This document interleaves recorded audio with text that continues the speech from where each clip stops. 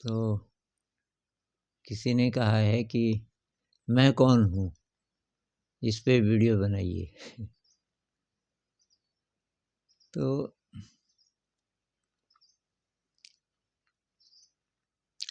ये तो philosophical question है, इसका ज़्यादा अच्छा उत्तर तो उपनिषद वगैरह से मिलेगा आपको, अगर आपको फिलोसॉफी में इंटरेस्ट है। पर आपने पूछा है तो थोड़ा सा, तो एक तो वही है ना कि अहम ब्रह्मास्मि उपनिषद में अगर जाओ, और या तो वो जो शिव जी कहते हैं ना, अहम निर्विकल्पो निराकार रूपो, मैं निर्विकल्प हूँ, निराकार हूँ, विशुद्ध चेतना हूँ, सर्वत्र हूँ इत्यादि।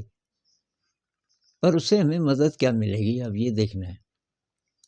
क्या ये बात समझ आ जाएगी कि मैं मेरी कोई बाउंड्री नहीं है, मैं न समय में सीमित हूँ, न किसी स्थान में सीमित हूँ, मैं लोकलाइज्ड नहीं हूँ, किसी कोई एड्रेस नहीं है मेरा,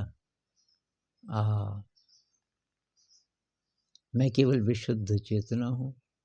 अब ये बात अगर समझ आ जाए, शब्दों में नहीं, मतलब इसकी फीलिंग आ जाए, तो फिर तो बात ही बन जाए। पर थोड़ा सा इसकी साइंटिफिक दृष्टिकोण से छानबीन कर लेते हैं। तो साइंस क्या बोलती है कि जिसको हम शरीर बोलते हैं, हमारी आंखों से जितना जितना दिखता है, तो ये तो रोज बन रहा है, रोज मिट रहा है। और 3 दिन में हमारा खून बिल्कुल नया हो जाता है। 3 दिन पुराना खून का एक भी कतरा नहीं है हमारे शरीर में। 3 महीने में पूरा शरीर बदल जाता है, पूरा शरीर, हड्डियाँ उड्डियाँ सब। तो 3 महीना पुराना एक भी एटम नहीं है हमारे शरीर में।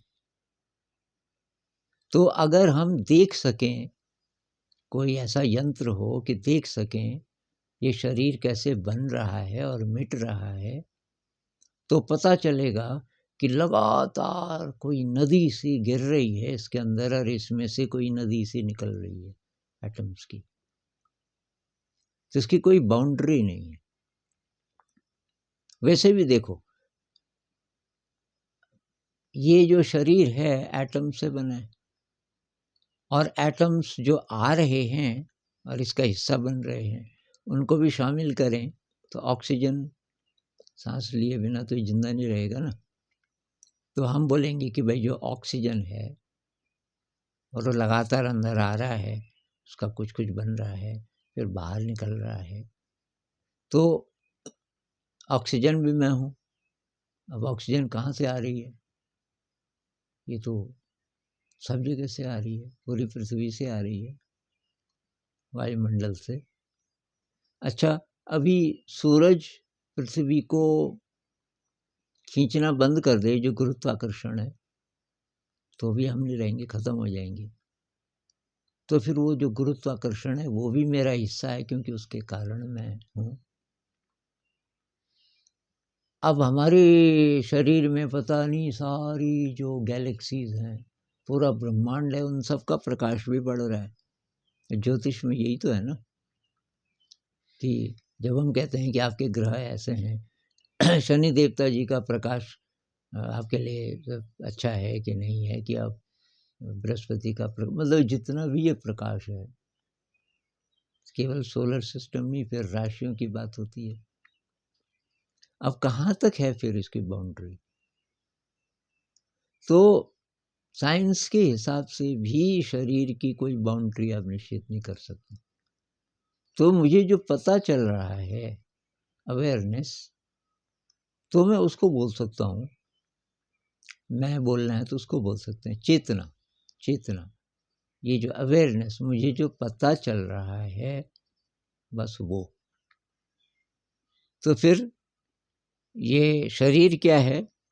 तो शरीर है उसको जानने के लिए कि मैं, ये जो चेतना हम बोल रहे हैं, तो इसका इसका कोई आभास मिले थोड़ा बहुत।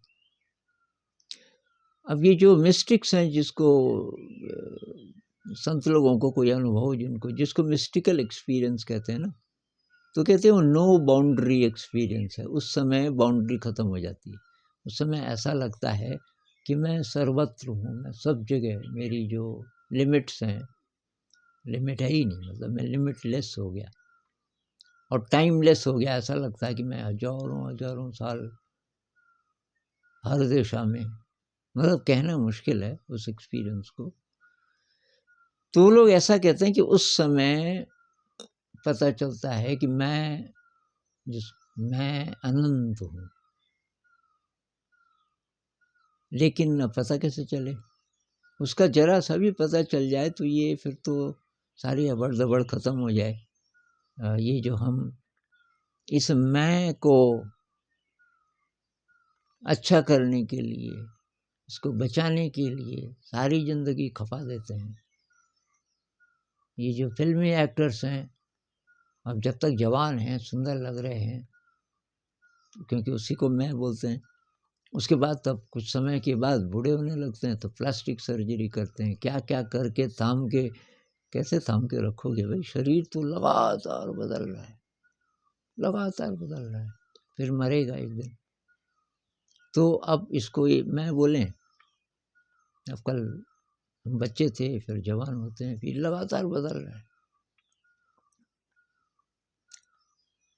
तो इसमें अगर ये बात समझ आ जाए कि भाई ये जो हम ऊपर ऊपर के तल पे जीते हैं, सामान को मैं बोल देते हैं कि ये मेरा मकान है, ये मेरी कार है, ये मेरा है, ये मेरा है, ये मेरा है, और मैं कौन है?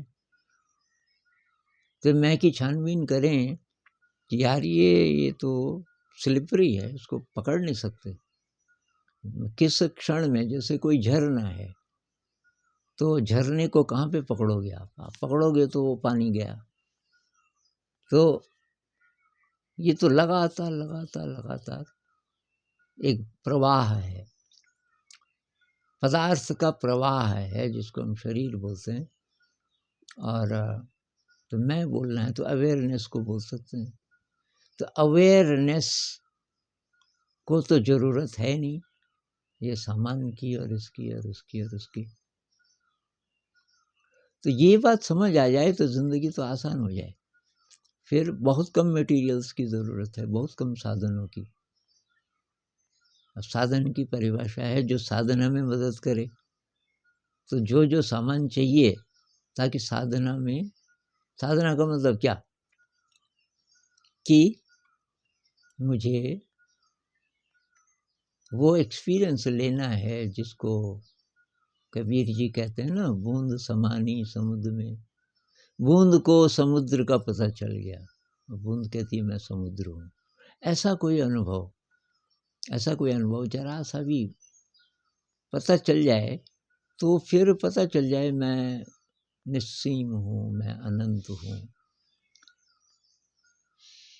और वो पता चल जाए तो तब जीवन एक एक डांस बन जाएगा, चिदानंद। तो चिदानंद का मतलब क्या है कि हमेशा आनंद में, चिदानंद रूप शिवोहम शिवोहम। शिव को आप इस अर्थ में लें, आनंद के अर्थ में, कि मैं ब्लिस हूँ। अगर ये पता चल जाए तो फिर सब आनंद ही आनंद है। फिर तो ज़िंदगी में, तो तब हम जीना शुरू करेंगे अगर जरा सा भी इसका स्पर्श मिल जाए। जो कबीर जी कहते हैं कि बूंद समानी समुद्र में शोकत हेरी जाए। मैं को आप कहाँ डिफाइन करोगे? समुद्र का स्पर्श हो जाए, अनंत सागर का स्पर्श हो जाए, तो फिर तो मैं को आप ढूंढ नहीं सकते कि मैं, जिसको हम आमतौर पे मैं कहते हैं, मैं नहीं, फिर तो विशुद्ध चेतना है। और विशुद्ध चेतना है तो चेतना का एक फील्ड है जिसमें सारी चेतनाएं, किसी की भी चेतना फिर अलग अलग नहीं है। तो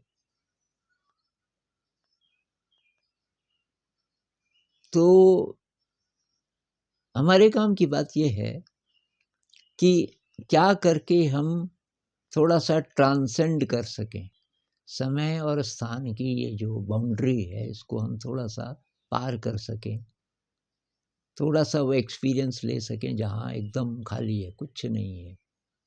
तो मेडिटेशन से वो टेस्ट मिल सकता है आपको। आप मेडिटेशन की प्रैक्टिस के लिए असली बात वही है, मन शांत रह जाए। पहले थोड़ी थोड़ी देर रहेगा, बाद में ज़्यादा रहने लगेगा। कुछ भी करते हुए अंदर एक सन्नाटा है, मन कुछ नहीं बोल रहा है, मन शांत है कुछ भी करते हुए। और तब वो कैसे हो, तब उसकी टेक्निक्स, कोई भी टेक्निक आप इस्तेमाल कर लीजिए। लेकिन असली बात ये है कि मन शांत हो जाएगा। जरा ये बात जरा समझ आ जाए, मैं कौन हूँ वाली, तो मन शांत होना इसलिए शुरू हो जाएगा कि मन भटकता है ये लोकल चीज़ों में। लोकल मतलब हमारे इस जन्म की जो याद है, उस याद के आधार पर हम अपनी जो परिभाषा बनाते हैं, जो अपनी चिंताएं बनाते हैं, जो आगे का फ्यूचर बनाते हैं, यादों को पकड़ के रखते हैं, ये मेरा पास्ट है, ये सब इसी में तो मन भटकता है ना। हम ध्यान में बैठते हैं, मन जाता है इधर उधर उधर उधर। क्यों? क्योंकि ये अहंकार के कारण, मैं के कारण, मैं की जो परिभाषा है हमारी, वो बस इतनी है कि ये मेरा शरीर है और ये मेरी चीज़ें हैं और समाज की नज़र में, इसकी नज़र में मुझे कुछ बनना है, इत्यादि इत्यादि। ये एकदम एकदम ऐसी डेफिनेशन हमने बना दी जो कि दुख ही दुख देगी। तो ये डेफिनेशन ड्रॉप हो जाएगी फिर। तो ये ड्रॉप होने लगे तो तब मन शांत होना शुरू हो जाएगा। क्योंकि बार बार बार जैसे चिंता आई दिख जाएगी, ये तो बेवकूफ़ी है, ये कहाँ मैं फंस रहा हूँ, तो ड्रॉप। तो फिर मन खाली रहने लगेगा आपका। मन चैतन्य है और खाली है, तो क्रिएटिव स्टेट भी है, जिसको साइकोलॉजिस्ट बोलते हैं ना सबकॉन्शियस माइंड। हमारा जो विराट वाला जो हिस्सा है, तब उसके पास है मन हर समय, और वहाँ से गाइडेंस आ रही है इसके लिए, जिसको हम शरीर बोलते हैं, कैसे जीना है, क्या करना है। तब वहाँ से गाइडेंस आनी शुरू होगी और तब शायद वो आनंद की अनुभूति, आनंद कह लो, निश्चिंतता कह लो, मतलब चिंता तो खत्म हो जाएगी। आनंद का मतलब ये प्लेजर नहीं, कि जो हम प्लेजर से लेते हैं ना, कि अच्छा लगना, ये साधारण अच्छा लगना नहीं, एक मतलब संतोष की फीलिंग, कि कुछ नहीं चाहिए वाली फीलिंग, सब है, अबंडेंस की फीलिंग, सब है और कुछ नहीं चाहिए। तो कोई फ्यूचर नहीं, फ्यूचर की कोई चिंता नहीं, पास्ट में मन जाएगा ही नहीं। ये तो डांस है। अब ये स्टेप, अभी जो म्यूज़िक चल रहा है, इसके साथ डांस करना है और कोई चिंता नहीं है, क्योंकि आपको पता है कि मैं तो विशुद्ध चेतना हूँ, डीप डाउन। अब वो ढक जाता है बार बार बार, पर आपको अगर याद है तो आप बार बार बार कहीं ना कहीं से उसकी झलक फिर पालेंगे और फिर निश्चिंत हो जाएंगे। तो कुछ कुछ ऐसा शायद।